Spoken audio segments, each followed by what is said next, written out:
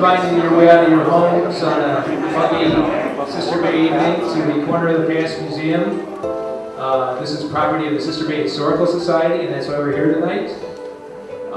We've been doing a series of talks, Sister Bay Stories. This is the third one about Al Johnson's. Rolf Johnson, a member of the family, of course, is going to present.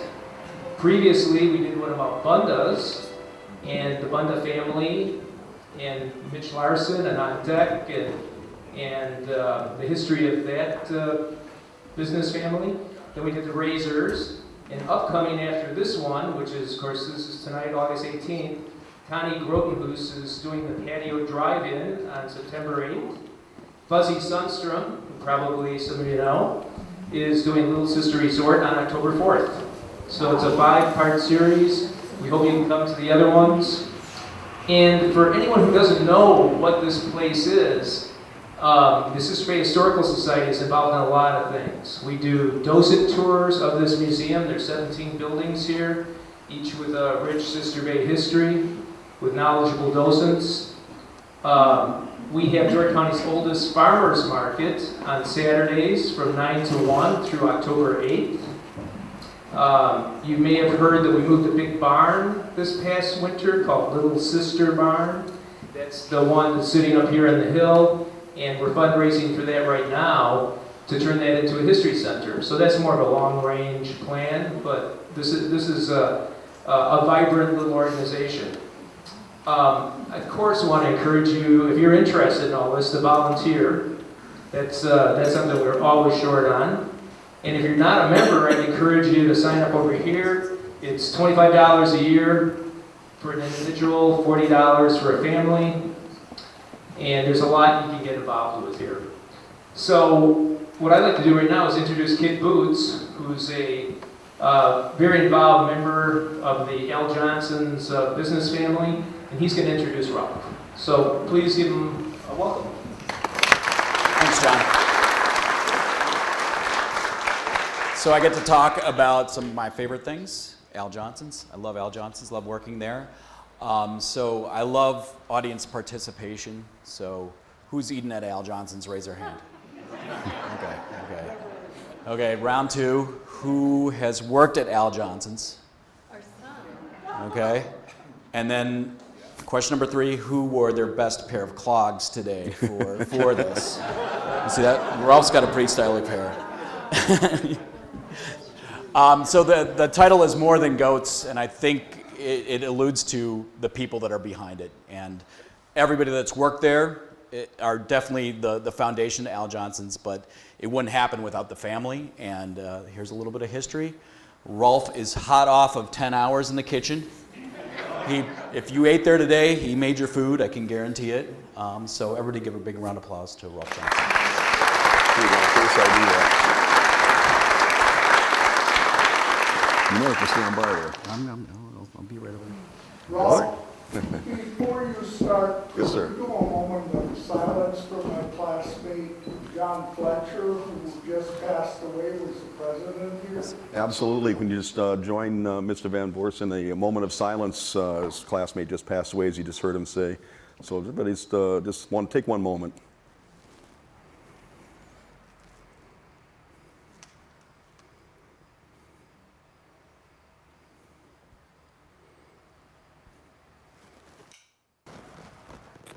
All right, I'm sorry to hear about that, Mr. Van Voorst, but, oh, I didn't know that. I'm learning something here today then. Very nice, very nice. So, Kit, you might have to help me out with this thing again. I don't know how to, it wants your face, not mine on there. Yeah. This is my remote control. All right. So anyway, thank you all for being here. I think the Historical Society is a great society. I love history. I didn't realize I was living it all this time. I used to go hang out with Jakey Kadanko every Sunday afternoon when I get done working. I'd work an open shift. I'd be done about 3 o'clock, and I'd drive over to Jakey on Beach Road, and we'd sit there, and everybody shows up. Moxie, Tombstone. I go, you guys know these names.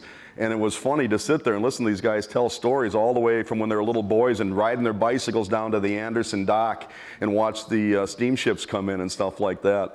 So these people are disappearing, so it's good that we record a lot of these things or tell the story and retell the stories again and again.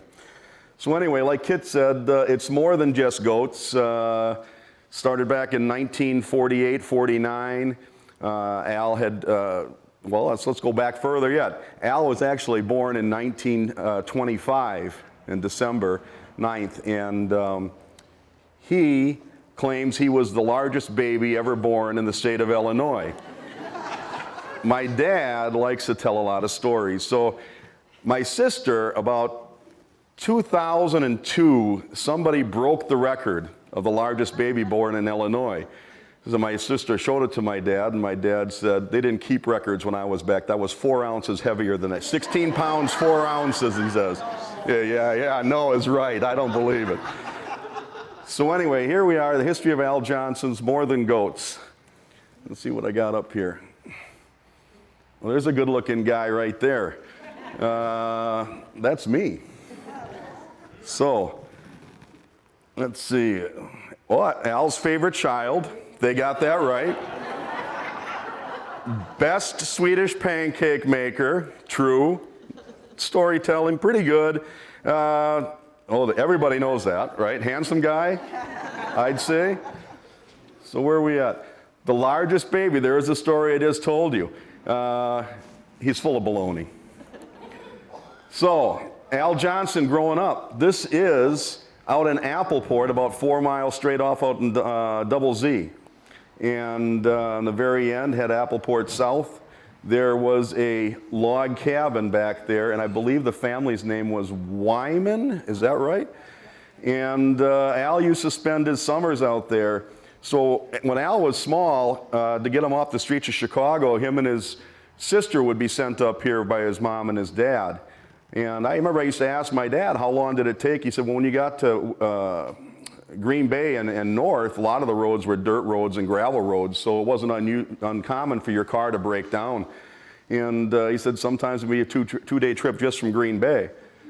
But here he's sitting up. Al was a big dog lover, big animal lover of all types. He's sitting there, and that dog right there, I don't see it here, but to the right of the cabin, there was a dog house built in the side of the mud hill there.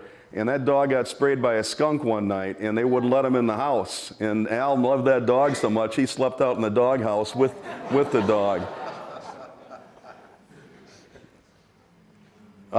He was actually a horseback rider, accomplished one at that. This is probably right out in Appleport, still somewhere there, before you saw the trees grow up.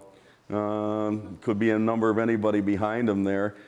When he was young, one of his good friends was Wink Larson. You guys know Al Johnson.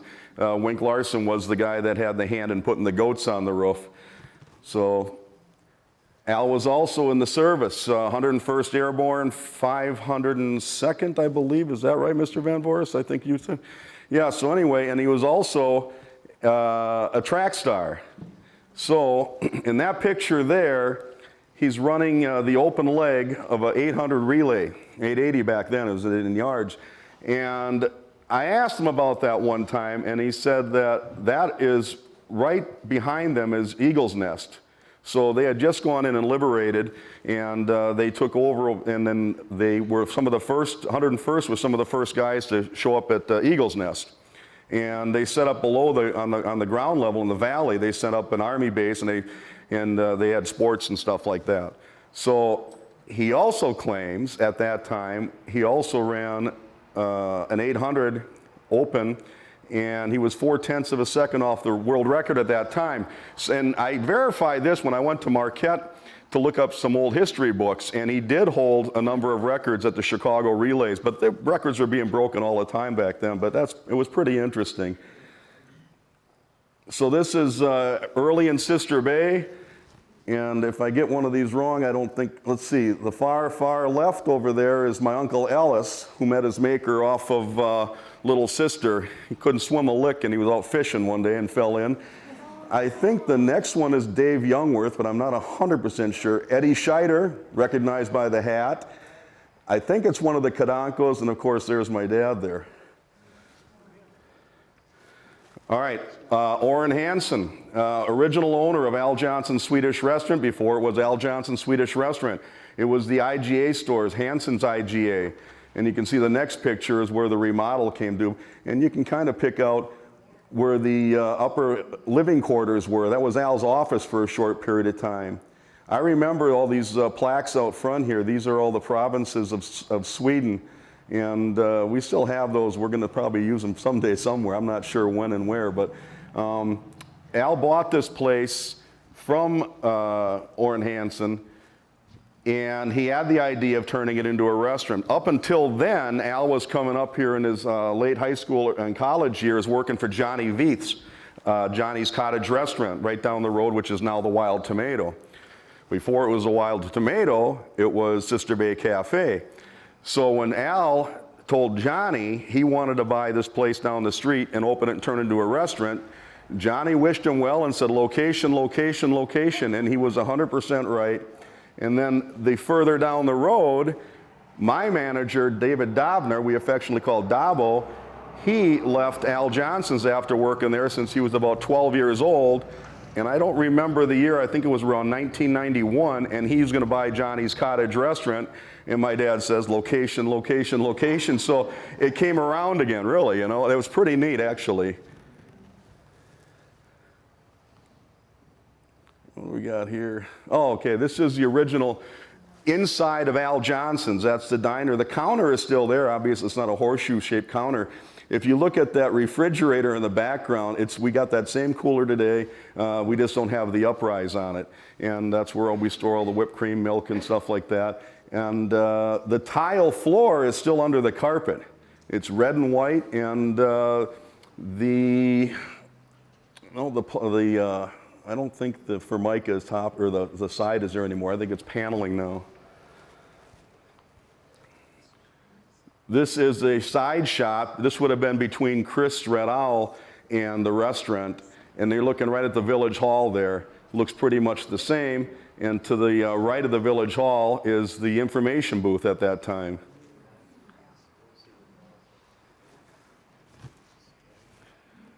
There's Danny Peterson. That must be probably around 53, my guess is. Not 100% sure.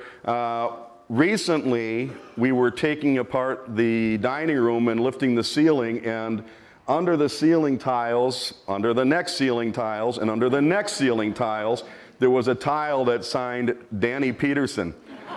And he didn't date it, but I have to guess around 1953 to 1960, somewhere in that ballpark when we changed the ceiling tile. So I saved it, of course, and I got it sitting in my office right now. Danny, of course, is the owner of the was the owner of the Viking restaurant, which just sold this year.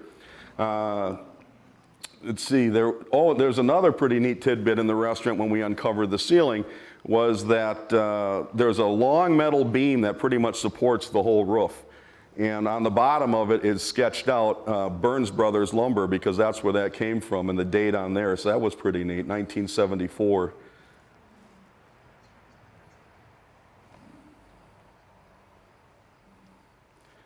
And there is another shot. That'd be looking out from the back of the restaurant, near the kitchen, looking straight out to the street. That was the entrance there. You can read in the sign backwards there, Al Johnson Swedish Restaurant, Swedish Home Cooking, in reverse there.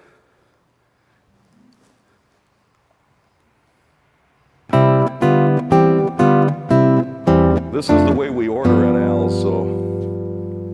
My dad, he worked for a diner, and when he was working there, he realized that nothing was written down in the kitchen. So the servers would come into the kitchen and call in their orders. Everybody in the kitchen had a responsibility, and the orders would come up simultaneously. And here at Al Johnson's, we have incorporated the same thing. As far as I know, we might be the only restaurant that uses this system as far as, how many people we serve in a day. So the servers come in, they have their chicken written down, and then they basically scream it out to the kitchen crew that has to remember each item that is ordered. Each guy in the kitchen has a specific section that they're in charge of, So you listen to that section, forget about the rest of the stuff, but you still have to pretty much remember the whole order. You take the orders and you do write them down, and then they teach you that you have to call the order in, that it has to be in a special order. And you can kind of visualize it like the kitchen is laid out. Here are the pancakes grilled, so the pancakes always comes first. Then it goes to the broiler, which would be steaks or fish, then over to the grill, and then to the fryer, and then to our cold section, which is anything not cooked. When we take the orders at the table, we just write that down on a ticket. So on the back of the ticket, we train all the girls to write it on the back of the ticket. When a server calls in their order, it has to be in that sequence because each cook is waiting for their department to be called. When you first start working in the kitchen, you like think that this is no way you're going to be able to remember all this stuff. But after a while, it's such a simple system, and it works great for us. And there's just no way. I just can't see for us to go to a normal like printer system like most restaurant has. Because like we have a very fast turnover on the food from the time the servers take the order at the table till the food actually is back at the table. As far as I know, we're the only one that uses this system. Our food here does come out very fast, and I like to think that's because the restaurant runs like a machine. It's once people are seated, the server is there within a couple minutes. You know, they have a couple minutes to peruse the menu, or as long as they like. But once that order is taken, that server is going back into the kitchen, calling the order in. The turnaround time is super fast. It's always breakfast first in the right order. Pancakes first, then eggs. And eggs are complicated. Everybody thinks that, oh, that'll be easy, eggs. Man, no, it's not, because they're over easy, they're up, they're poached, they're scrambled, they're over hard. 5 ways to eat one egg. Somebody calls an order out of line, and let's say they call in the grill first and then the pancake. Let's, redo, because they're systematic. It's like a machine. As smartphones and technology and computers have gotten better, people have come in and of course they want to try to sell you a product, and when they come in and see our system and how it works, they right away say, this is amazing. Don't change a thing, because it works, and you've got great managers that train the staff, and we're lucky enough. Most of our employees have been with us a long time. Some of them have started at the age of 14 and worked their way through high school, college, and grad school. It's unbelievable how they can do it. I don't know how the cooks can do it. Like some food takes 5 minutes, some 9, that it all comes up at the same time, and there is 11 girls standing there just yelling. It's amazing. They really are good.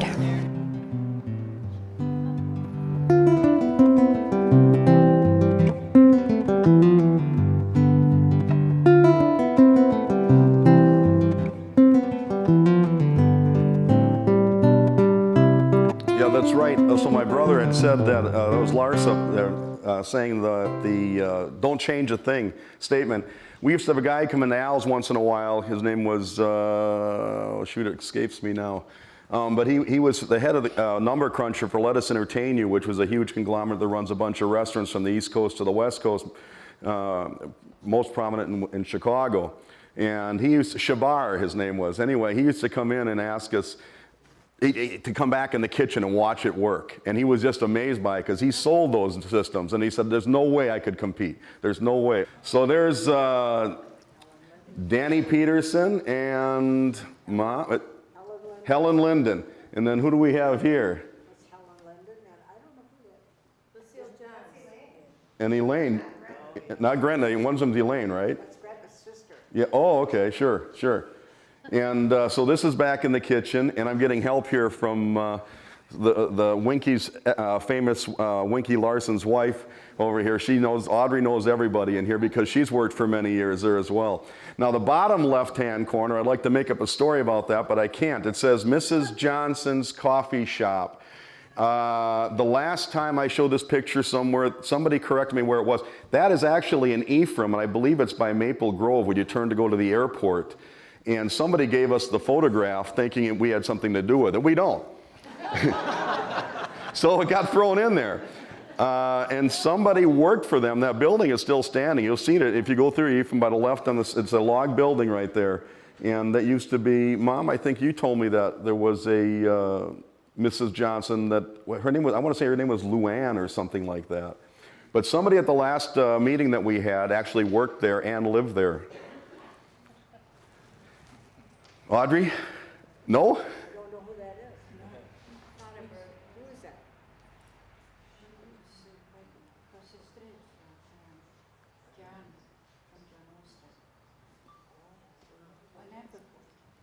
I don't remember who that is, but I do remember that setup right there. That's the dishwashing section to this day. That phone was slammed many times by Al Johnson. Is that the famous phone? That's the famous phone.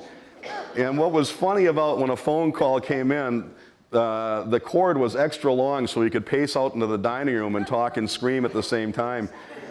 And you know, we used to have some pranksters at Al. One of them was Ken and Bunda, and every time he answered the phone and it was my mother, he'd say, Al, telephone. Al would say, who the hell is it? And he'd say, it's Winky. And he'd get on the phone and he said, what the hell do you want? And it would be my mother. And then he always said, bleep, bleep, you, Ken and Bunda. Here at the lunch counter at Al Johnson's, from the left is Robbie Kadanko, Baldy Breidenhagen, famous sheriff of Door County. The next one, somebody that I was wondering if one of the... He was one of the cops. Yeah, it's, I think it might be Carmody. He was a sheriff before Baldy, I believe.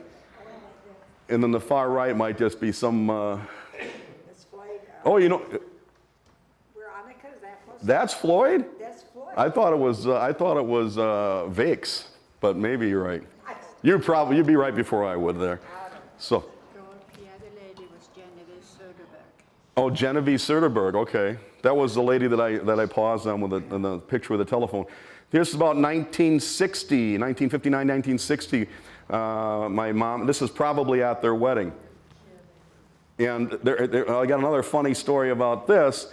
Years later, we used to always go to the Hillside Drive-In, or the Hillside Restaurant in Ellison Bay, and my mom would always say, I have a secret, and we'd have to guess what it was.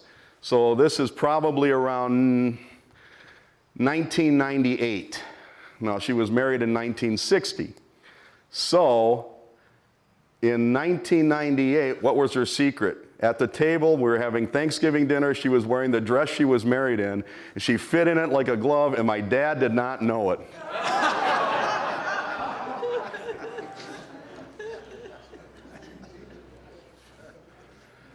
Okay, so my mom, this is going to be around 1960, because when she showed up, she added a little change to the decor of the restaurant. And my dad's big fear was she was going to make it too classy for his clientele at that time. He was worried about air conditioning, he was worried about carpeting, he was worried about all those things, but obviously my mom knew better. We've had those chairs since then. I still have them in storage. If you've been in the restaurant any time lately, you'll see we've got a change in chairs, and a lot of people miss the old orange salmon-colored fiberglass knockoff Arthur Eames chairs, but relax, I have them. They just need a lot of TLC. The blue glasses are the same glasses. You walk in there every day and you say, gosh, these things never change. There's a crazy story about the blue glasses. The company that made them was Viking Glass. They went out of business. And they were made, at one time I believe, in Scandinavia, but they were also made in Virginia. There was a large row of glass companies there, and they shared the same mold. So they had these goblets. You'll see them in Italian restaurants. They're usually red or green. You'll see them in supper clubs. They're usually honey colored or yellow. And we always had blue. And we couldn't get them anymore. So I called this company in Gunilla, is it Iowa or Ohio? Ohio, Moser Glass. And I asked them if they could get the mold, would they make the glass? And there was a brother and sister team. They said, you get the mold, we'll make the glass. So I called down in Virginia, I got the mold, sent it to them, and now we still have those glasses.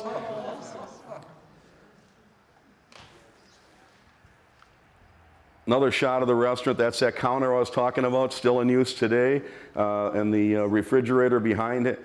Now there's a steel post right there. That also holds up the majority of the ceiling.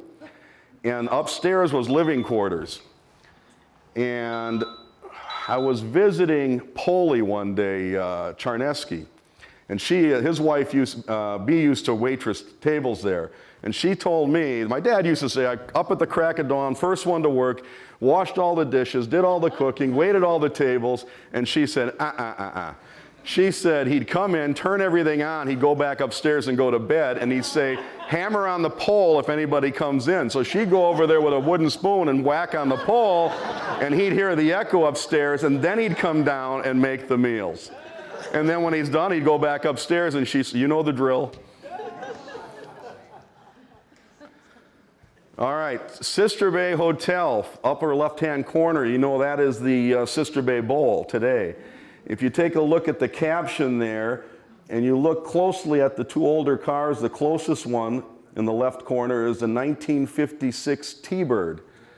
It was peacock blue. That was my dad's car, first new thing he ever bought when he had some success in the restaurant.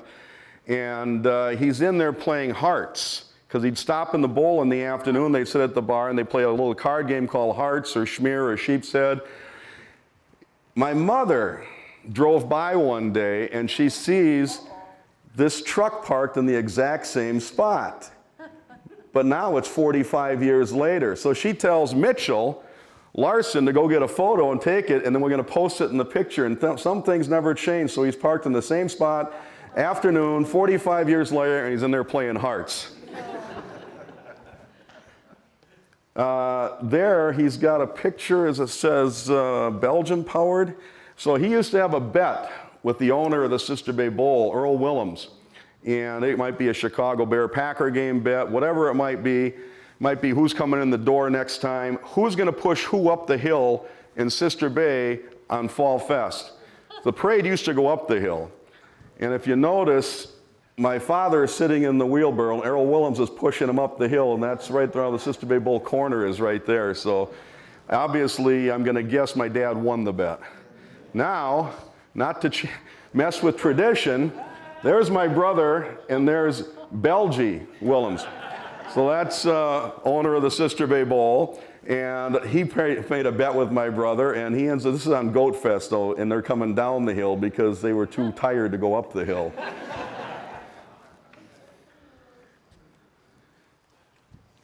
All right, so there's my dad sitting on top of the restaurant that would be the gift shop roof part. And crazy story about the logs. The logs were at a standstill when they were trying to build this restaurant because of a trucker strike back around 1972, 74, and he couldn't get the logs. So they were sitting on a dock in New York. And my dad was on the phone screaming about how he can't get these logs. So there's a gentleman sitting at the counter, dark suit on, fedora, reading the paper, read the New York Times. And back then you could smoke, he had a pipe, and he'd sit there, and then he was curious why my dad was so upset. So he asked him what's going on, and he told him. And he says, maybe I can help. And he didn't say anything more than that. My dad probably didn't even bother to listen to him. 2 days later, my dad gets a phone call, the logs are on the way, and he sees the gentleman, he walks up to him and says, thank you. I don't know who he was, and my dad is absolutely convinced he had some pull with the unions down there, and he got the logs delivered, and they were en route in no time at all, and back in Sister Bay, and we were back on schedule. So here is the crew from, I believe it's the Meisner Group, and some Norwegian carpenters putting on the dirt for the roof. And this would be the side now that faces south. The closest door goes into the kitchen there. And this would be face the beer garden today at Al Johnson's. And when they put the sod up, there was a gentleman in one of these talks I gave who was working that day. He was an older fellow. And they got it, I said, from Twin Creeks sod out of, it's not far from Manitowoc. But anyhow, my dad was told after they put the dirt up and the sod up, don't water. Well, my dad, he can't help but water, so the first night he starts watering it, and all the sod starts sliding down the roof. We had every cook, every dishwasher, some wait staff, everybody up there trying to push the sod back up. And over the years, at the edge of the side was always this little lump. And I asked my dad what that was from, and he said that's the reason that happened there. And the gentleman that was in the talk when I was giving back in February, he remembers it like it was yesterday. He said he remembers telling him, don't water, but he went ahead and did it anyway. So this is facing south, right outside the restaurant. As you see that at that time we had cedar bushes there. Right next door is Chris' Red Owl Grocery Store, a little history in Sister Bay there, which is now our property where we have the Scandinavian beer garden known as Stabor. One interesting fact is we've never, ever once closed down when they were building this restaurant around the old restaurant. So they're putting the shell up, and as they put the shell up and the windows went in, they started dismantling the old restaurant. And it was a boom for business. People would come in there and be entertained by, even though it was construction, they thought it was unusual. And there was no rhyme or, the only rhyme or reason we did it that way is he was flat broke. He pretty much overextended himself to build this place. He couldn't afford to close down and lose the business for one day.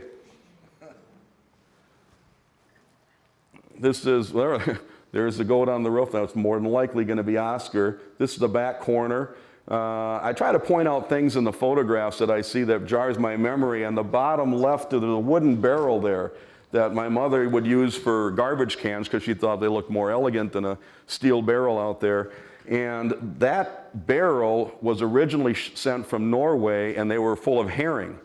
So we would get herring fillets in those. And they were 55 gallons. They weighed about 225 pounds, and they were completely sealed. You'd break them open, and we'd run them down to my parents' house on the water, and we'd open them up and we'd pour them in fish tubs, and then we'd put a garden hose in. And the idea was to soak the extra salt out of it so we could pickle it later on. Well, we'd always have these barrels lined up down there. Of course, we were the hot spot for every dog in the neighborhood that was bobbing for herring. And the seagulls would show up. My brother and my sister and I would take the barrels after we were done and fill them with stones. And then we would throw them into the L shape of the dock, and we'd let them soak there all summer long. And the idea was get the smell out, and then we'd bring them back up, and then we'd use them as garbage cans. I always noticed, though, even underwater, Lars, do you remember that? You'd bring them up, they still stunk. Even underwater, you could smell them. Yeah, they were something. But, you know, I'd love to have those barrels today. They're probably worth something, but back then they were just throwaways. I love the old photographs with the old cars, because I think the old cars had character back then. You could tell each one when they were coming down the street what they were. Across the street from this roof view is Wilkie's Furniture.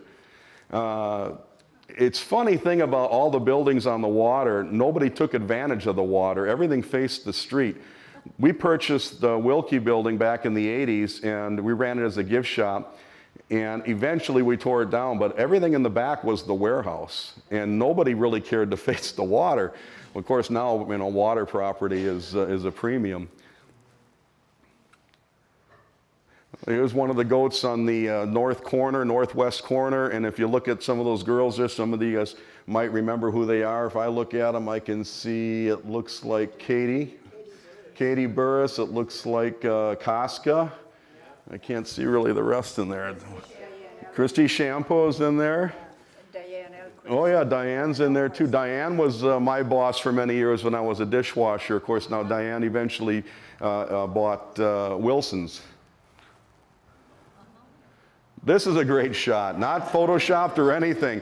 Kit was up on the roof one day, and as he was walking off the roof, he did a turn around and he said, wow. He said they're all standing in a line looking at him. And I'm going to guess it must be in the early spring because it looks like the trees are just starting to get leaves. The marina's not full, a little overcast, but what a great shot. It looks like that they were enjoying themselves. 1960-61, Al's Swedish invasion before the Beatles. Something happened in Sister Bay, and I was not born then, but even through the 60s and early 70s, I was too young and naive to understand what was going on. But every year in the spring, all these gentlemen would show up at my parents' house. And the reason is because we were importing girls from Sweden to work in the restaurant. Now this is before I was born, but I do recognize my aunt, my mom's sister in the bottom right-hand corner. Actually, this is probably right when I was about 64 or 65. Now I'm just, again, jarring my memory because I see Anita Conlon in there, and she always sends me a birthday card, and she remembers my birthday because it was the year she first came to America. So this would have been about 64 or 65. And your name? And one of those girls are in there from Norway, I forget. Oh, she is, that's right. So how many of these girls stuck around here? Do you know, Mom? No, only Anita and Gunnar. And then, of course, Lillemore moved to California and lived there for a while before she went back to Sweden. So there was a gentleman that was building a dock next door to us, and he told me the story one time. The girls would come from Sweden and hang out there. Of course, it wasn't uncommon to sunbathe topless for the girls over in Europe. So when they came here, they thought nothing of it until somebody made a mention it to them, and then they were always quite embarrassed. But this gentleman that was building a dock told me the story. He had a guy that was carrying a wheelbarrow full of concrete, and he was staring this way and walking to the end of the dock, and over he went.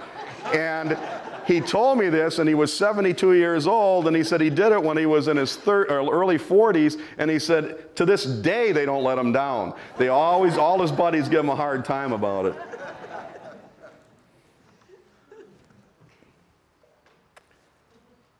Let's see.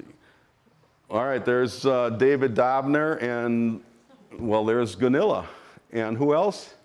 Lisa Lot. So Davo, our manager back then, he came out of CIA Culinary Institute of America School. He went to Vietnam. He was an officer chef there. Very good manager for us at Al Johnson's. I learned a lot from him. Loved the guy. That's looking back at our dishwashing section. Nothing's changed a whole lot in our kitchen. Every time I look at an old picture, I can tell exactly where they are in the photograph. This is schedule day. My dad would come in with a list of notes. People have made their requests, and he'd go and post a schedule, and you couldn't wait to see what your schedule was and how close he didn't come to your request. But once it was posted, it was posted. You never said another word. You'd work it out yourself.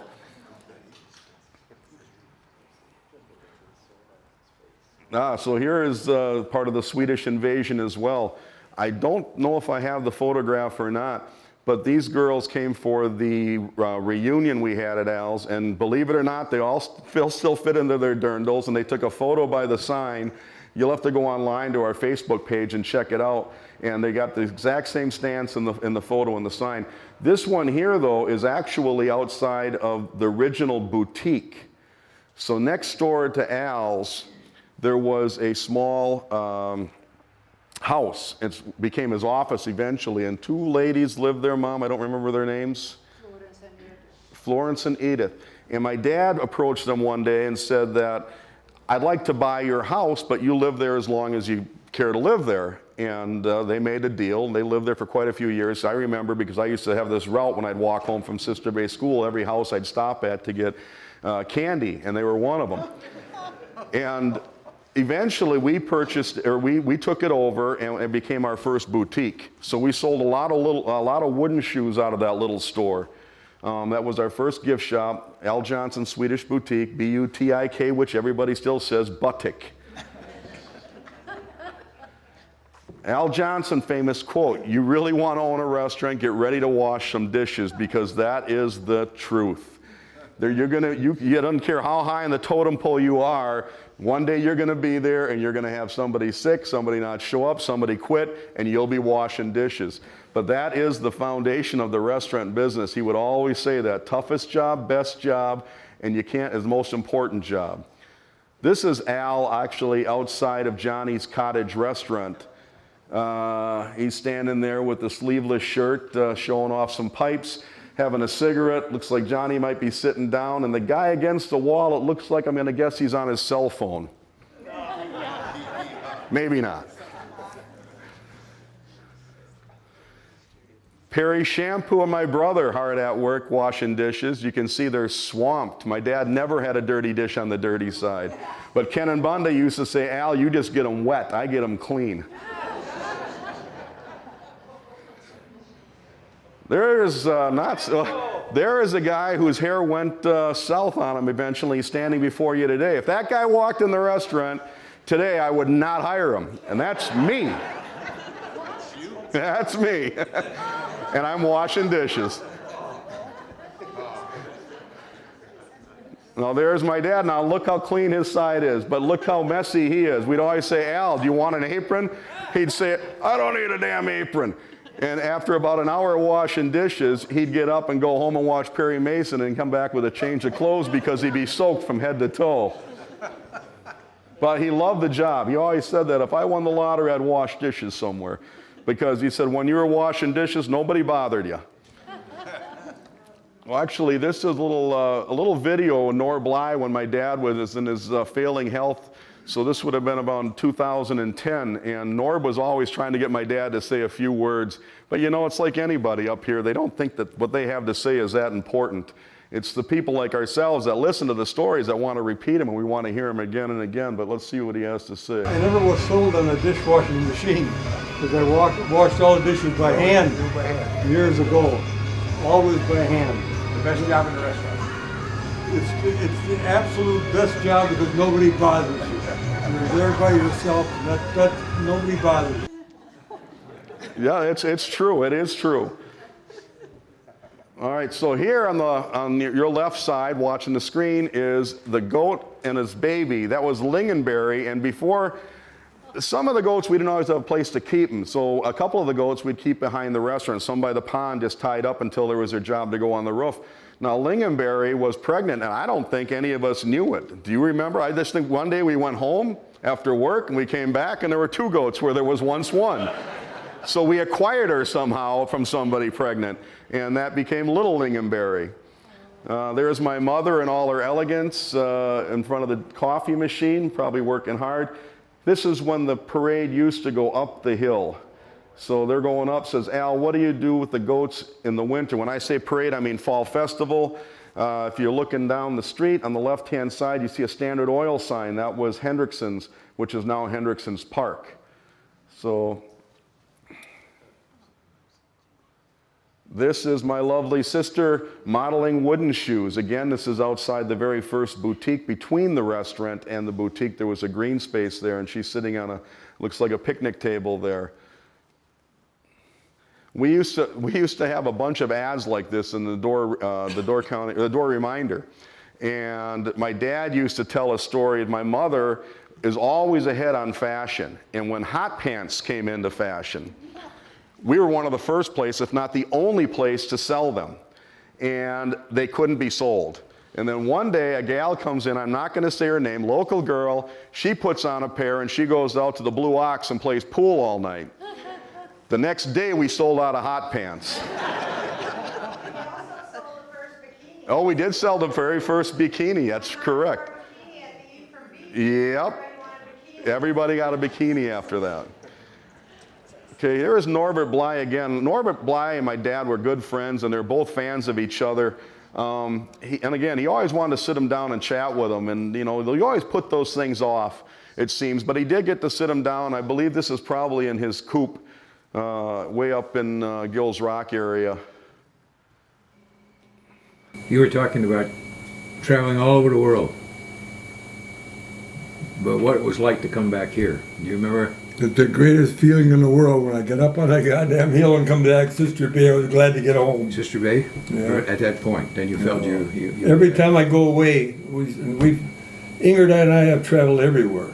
We've been to China, we've been to Indochina, Indonesia, we've been to Bali, we've been to all the countries in the Caribbean, and Hong Kong and Singapore and all. But boy, when I come back and crossed that bridge and got over here on the top of the hill, I was glad to get home. You glad to be back, yeah. I think a lot of people have that same feeling. And you still feel that way now.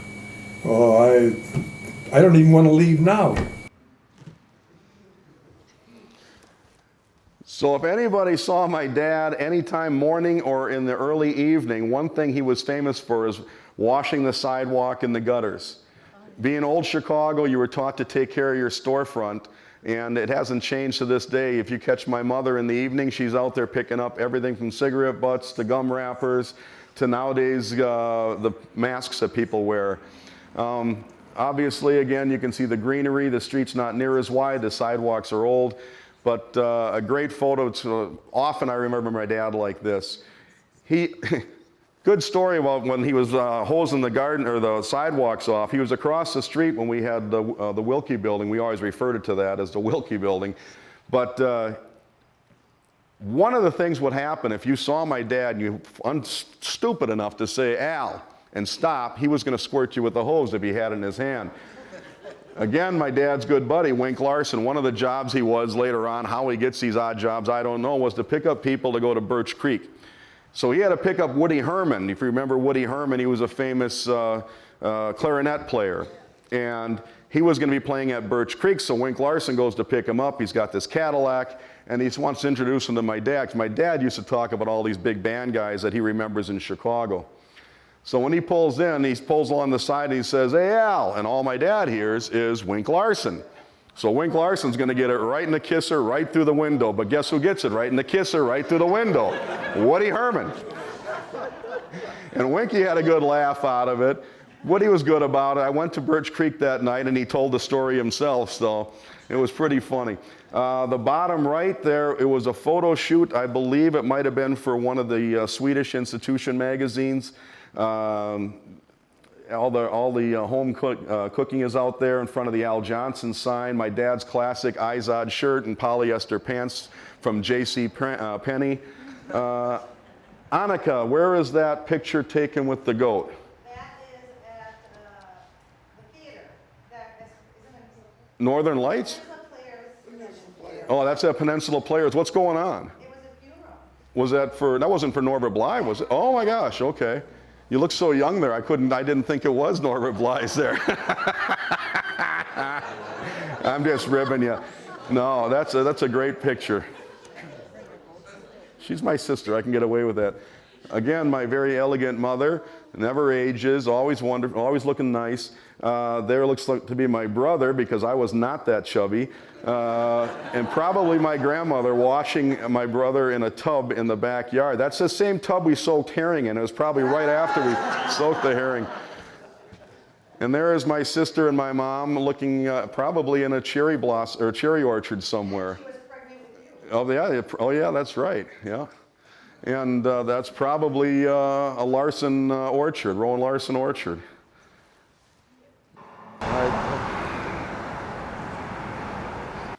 There was the end of my dad walking back. Last time he walked into the restaurant, he didn't have much to say after that, but boy, I miss him, but it doesn't bother me to see him. I just brings a smile to my face every time I think of him. There are days you're in the kitchen all by yourself in the early morning, and the first person to walk in after you open was often him.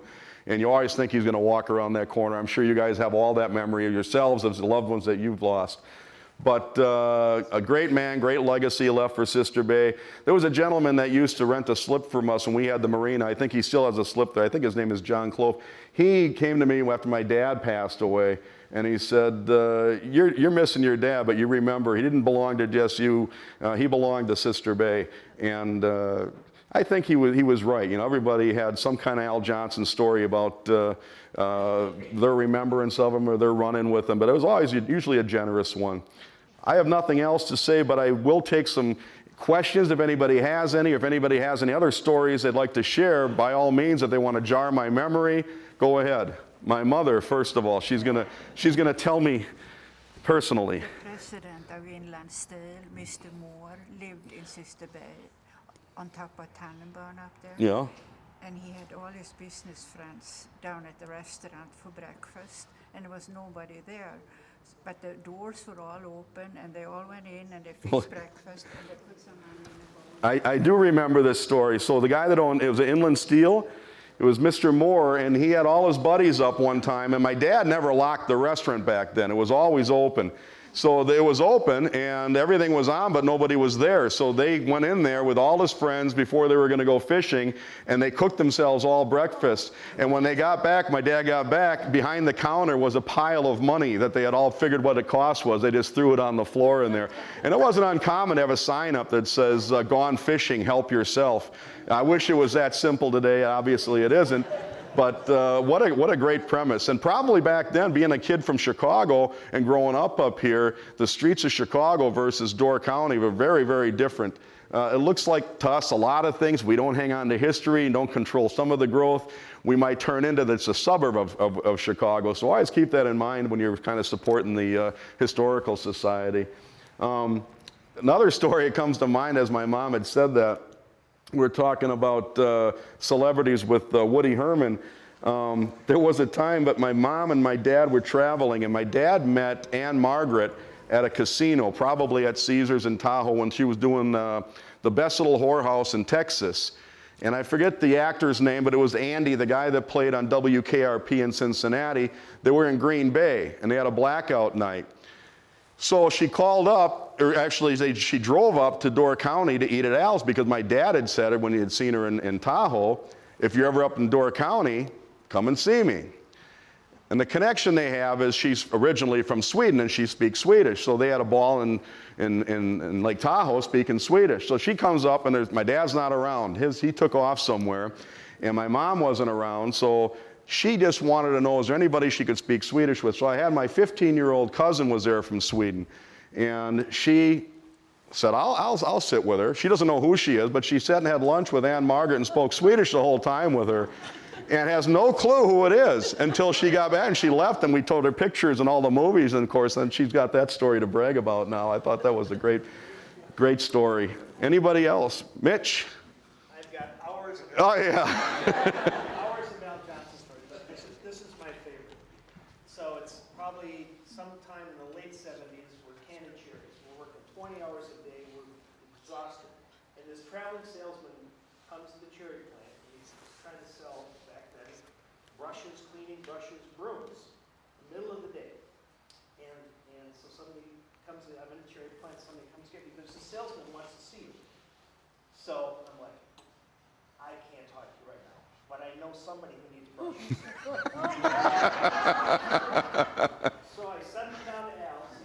I said, come in the back door of the kitchen. It's like the middle of July.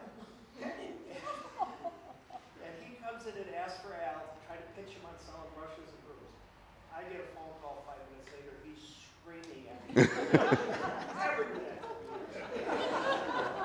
But I will say Al had a big heart. So back in the 60s, we had the fish boils at North Ski, and my dad would always cut the coleslaw in one of the back little cottages. So that was your prep kitchen. So my dad would drop me off, and he would give me like a 2-minute lesson on how to cut cabbage and put it into this, machine. Buffalo chopper, it takes your fingers off. So I'm back there trying to do it, and Al comes back there, what the hell are you doing? He pushes me aside, and for the next hour, he cut our cabbage.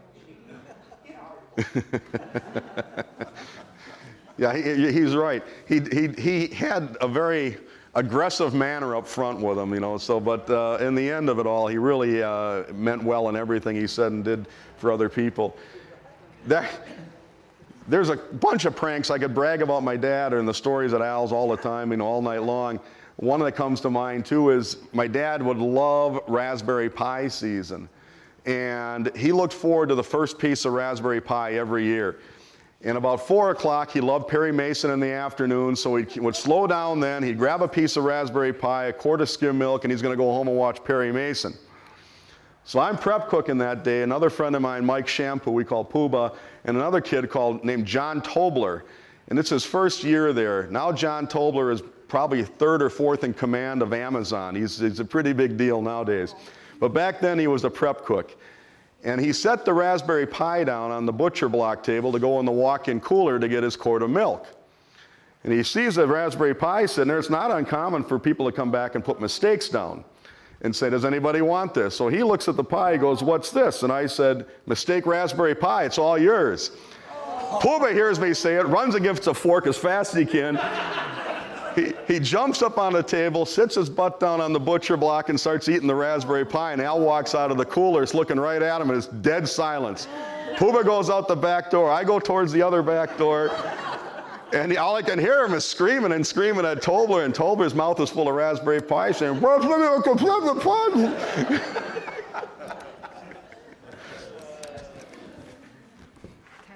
The hostess seated 4 people at the table, and they ordered their dinner.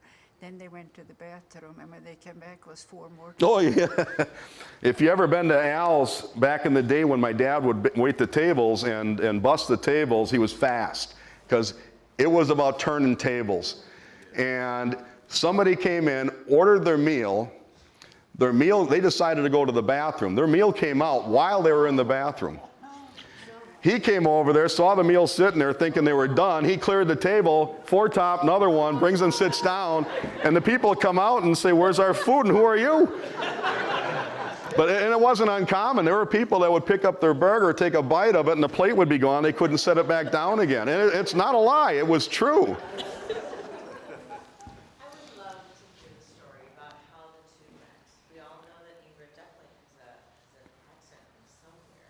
Okay.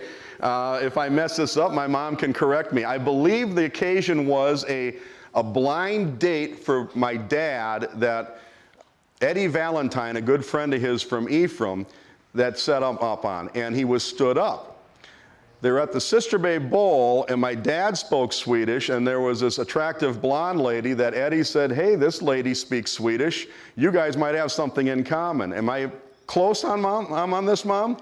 So you met Dad at the Sister Bay Bowl, and she thought, who is this loudmouth guy? He had nothing in common with other than we could speak Swedish. But apparently they had more than that, and eventually they started dating and got married, sure. And then, oh yeah, I forgot about that. How did that go again? She needed to... Mom was at the bowl, and Dad was at the bowl, and Mom already knew about Al, because he had a bad reputation. Eddie Valentine used to have my dad said he had a date every night of the week but Sunday night. He had to take a break. Yeah. They would get off work, and him and Eddie Valentine would go pick on the girls down at Wilson's. And my mom was working out at Gordon Lodge with Tootie. Yep. And Nicolazo. Yep. And that's who brought my mom up here. And they worked out during the summer. And my mom had a horrible toothache. And she was at the bowl, and she didn't know what to do. And my dad offered her a ride to the dentist. And that's how they met. Ah, okay. The other story that comes to mind is I like to tell this. A good buddy of mine is Dave is out here from California, and I told him he's just going to hear it again. So what happened at Al's, we got this fellow named Johnny Ostrand. He's been working with us since he's been a little boy. He's not a little boy anymore, but he's still working, and he's our baker. He's our right-hand man. He does everything at Al's. But he was a huge, huge Eartha Kitt fan back in the day. So my dad would take all the cooks to the restaurant show down in Chicago once a year when they had this big convention. And they'd stay at the McCormick place, and they'd go out to the nicest places. So Johnny O decides to stick around at the McCormick place all day long because he heard that Eartha Kitt is going to be coming in there in a limo, and he wants to get a photograph of her.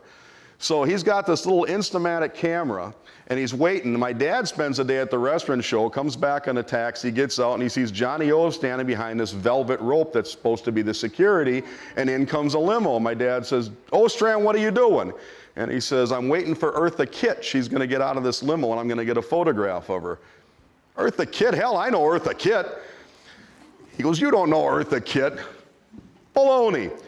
Eartha Kitt steps out of the limo. My dad goes, "Hey, Eartha." She doesn't even turn around. She goes, "Axel Johnson?" She steps over the security gate, or the rope, and gives him a big kiss on the cheek and asks how he's doing. And Johnny O, his mouth dropped down to his chin, or his feet, and he never got a photo of it.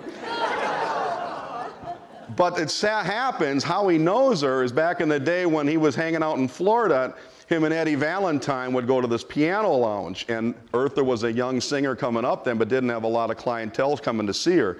So they go down to the beach and the street corners, and they drum up business to come and see this wonderful talent at this local tavern. And that's how she remembered him. But his voice and his mannerism, she knew right away without even turning around. I still rib Johnny O to this day for that. Anybody else have any other questions or any other stories they have? Oh, David Dovnor. And when he was a little boy, 12 years old, this was common. If you've all worked in the restaurant business, you always had something you did to somebody that was unsuspecting, like the French fry key or a lamplock oil, and they'd run around town to get these things. David Dovnor was sent out to feed the pigs that we had in the woods behind the restaurant. What pigs? So they'd give him 2 buckets of garbage. What they said, "There's your slop." And he said, "What's the slop for?" "You got to feed the pigs and during the lull hours." So he's running around the woods, and he says, "There are no pigs out there." He goes, "You got to call them." So he's out there going, "Suey, suey here, piggy, piggy, piggy." And he doesn't deny it. He'll tell you it's true. And over the years, we all had stories like that. Usually it's sending somebody. The smartest one, though, was Kirk Basham. When they sent him on a French fry key run, he knew the drill. He went to the beach and sat there for 3 hours and get paid. That's the one, that's the one, yep, the key to the French fryer. But other than that, you know, Sister Bay Historical Society, like I say, I'm bragging about my family, my dad, the business, and I don't mean to do that, but that's the history I know, and I'm sure you've seen many changes at Al Johnson's. We try to keep it as true to the sense as we possibly can. Years ago, my mom had fought some things, billboards, too many of them in Door County, Goonie Bird Golf Course, if you go way back and remember that. These were small victories for us. And the barn that they got over here, it's great to save old barns. I think that you got a great place here. I was here over the holidays when they had their Christmas thing. It looked like something right out of a Norman Rockwell painting. I think you guys should keep it up and you guys get a chance, support it, see it. Every chance you get. These upcoming events, they're going to be wonderful. I'm really looking forward to the patio one. I'm sorry I missed the razor one. But again, thank you all for coming. Anybody else has anything else, just let me know. Oh, one more. Mr. Van Voris. Your father he did belong to all of us. Oh, I appreciate that, yeah. I want to say something. You three kids are doing a tremendous job. You would make him so proud, and I'm sure Ingrid is proud of you. Well, thank you very, very much.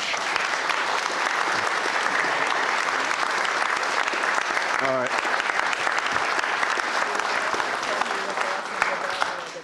What's it? Oh, yeah. So, yeah, my mom, just to remember, you know, Mr. Van Voris, who is a veteran, and my dad was in World War II. I don't know if anybody remembers the whole history in World War II, but he was in the Battle of the Bulge. He was part of the Battling Bastards of Bastogne and all those things. And we got a lot of guys like Mr. Van Voris would come in there and they kind of brag about their accolades and their service and stuff like that. And I don't mean brag, but it's more like chide each other a little bit. The Marine Corps is tougher than the Army. They just use the Navy for boat rides and stuff like that. I love the breakfast table when the coffee guys come in because you got a lot of history right there. Everybody that's ever worked at Al's, if you just sit there and listen. I tell people that come to Door County for the first time, they're thinking about moving here, living here, whatever, just visiting here. Sit at the counter with your back to the coffee table about 7 o'clock in the morning and listen to these guys talk. You're going to learn a lot about the flavor of Sister Bay and Door County in general. The other thing I tell people, if you're going to move here for the first time, of course, go to the Sister Bay for perch, Sister Bay Bowl. They got the best perch in town. Al's for breakfast and pancakes and stuff like that. I used to say go to the Shoreline, but they're having a tough year staying open like everybody else does for a sunset and a plate of smoked chubs. But one of the other things, you know, pick up Norbert Bly's book, Doorway. Norbert Bly is our own, unsung hero of writers, I believe. I used to love reading his articles in the paper and stuff like that, sometimes controversial. But if you read Doorway, and all the characters are in there, many of them are gone now, beyond, but some are still around. But you learn a lot from these guys, just reading their stories and the way he presents them. I used to say, go to AC Tap on a Friday night when his book first came out, and you would run into 75% of those guys, which was a great hoot to see these guys in action. Other than that, I appreciate it. Thanks for having me up here. I hope you guys enjoyed the entertainment that I offered and the stories that I had to tell. But thank you very, very much.